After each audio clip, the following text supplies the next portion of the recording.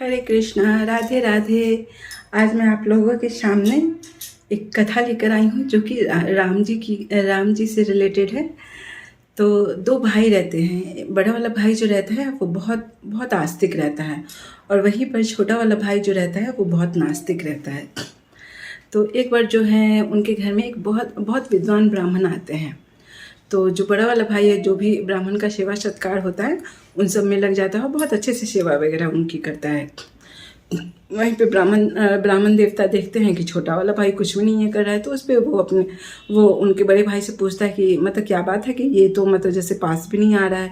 तो उस पर बड़ा वाला भाई बोलता है कि ये मेरा जो भाई है वो पूरी तरह से नास्तिक है, वो ईश्वर को नहीं मानता।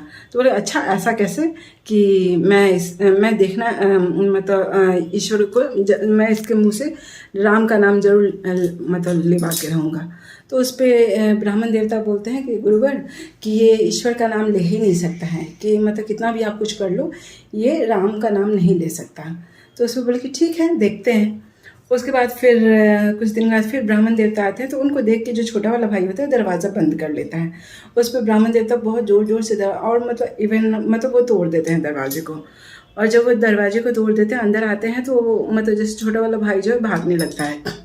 वो उनको नीचे पटक के उनके ऊपर बैठ जाते हैं और बोलते हैं कि राम का नाम लो, राम का नाम लो। वो नहीं नहीं पूरा करते रहते कि नहीं मैं नहीं लूँगा। करते करते उसके मुंह से अचानक बोलता कि नहीं नहीं मैं राम का नाम नहीं लूँगा।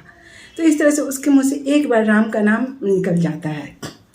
तो उस पर ब्राह्मण देवता बोलते हैं कि इस एक बार जो राम का नाम तुमने लिया है उसका क्या फल होगा वो तुम्हें बाद में प्राप्त हो जाएगा।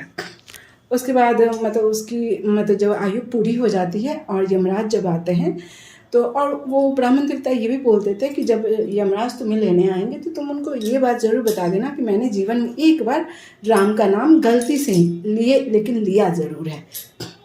उसके बाद जब उसकी मृत्यु आती है और यमराज उनको लेने आते हैं तो उस पर मतलब जैसे जो वो नास्तिक रहता है वो बोलता है कि मैंने अपने जीवन में एक बार जो है राम का नाम गलती से लिया है। तो उस पर मतलब यमराज के दूत भी असमंजस में पड़ जाते कि भाई एक बार राम का नाम गलती से लिया, इसका क्या फल मैं इसको दूँ। करते करते मतलब जैसे यमराज ब्रह्मा जी के पास जाते हैं। ब्रह्मा जी के पास जाते हैं तो बोले कि वो भी थोड़े कन्फ्यूज़ हो जाते हैं कि भाई एक बार राम का नाम गलती से लेने पे इसका क्या फल होगा, ये तो मुझे भी नहीं पता। फिर वो करते करते भोलेनाथ के पास जाते हैं, फिर ऐसे करके विष्णु भगवान, और इस तरह से मतलब किसी को पता नहीं चलता, मतलब कि कोई नहीं बता पाते हैं। फिर पालकी सजाई जाती है और उसमें नास्तिक इंसान को बैठा के सारे देवी देवता जब सारे देवता जब एक्यूरेट होते हैं तो वो यही बोलते हैं कि जिसका नाम इसने लिया है चलो उन्हीं के पास जाकर पूछते हैं कि एक बार आपका नाम गलती से लेने पर इसका क्या फल मिलता है। तो उस पर सभी जो है राम जी के दरबार में पहुंचते हैं।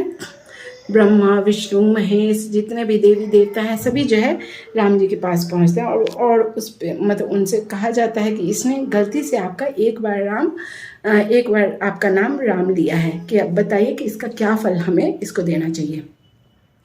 तो उस पर वो बोलते हैं कि क्या मतलब कि आपको पता है ना कि ब्रह्मा जी के दर्शन लोग युग युगांतर तक तप करते रहते, फिर भी ब्रह्मा जी के दर्शन नहीं हो पाते। उसी तरह से युग युगांतर करोड़ों लाखों बार मतलब जैसे विष्णु भगवान का, उसी तरह से भोलेनाथ का जप तप प्रार्थना निवेदन आरती बहुत कुछ किया, फिर भी जो है इनका जो दर्शन प्राप्त नहीं हो पाता। और मेरा दर्शन तो करोड़ों लाखों मतलब उससे भी कहीं बढ़ के अरबों खरबों तक भी ये करके तो भी मैं प्राप्त नहीं होता। सो ये मतलब एक बार मेरा नाम गलती से लेने पे इसने प्राप्त कर लिया है। तो ये था एक बार सिर्फ राम जी का नाम लेने का फल। तो आज की कहानी आपको कैसी लगी? और वो जो नास्तिक इंसान था वो मतलब जैसे भक्ति से सराबोर होकर मतलब उसके आंखों से प्रेमाश्रु की धारा बहने लगी। और ये थी आज की कथा। और आप बताना आज की कथा आपको कैसी लगी।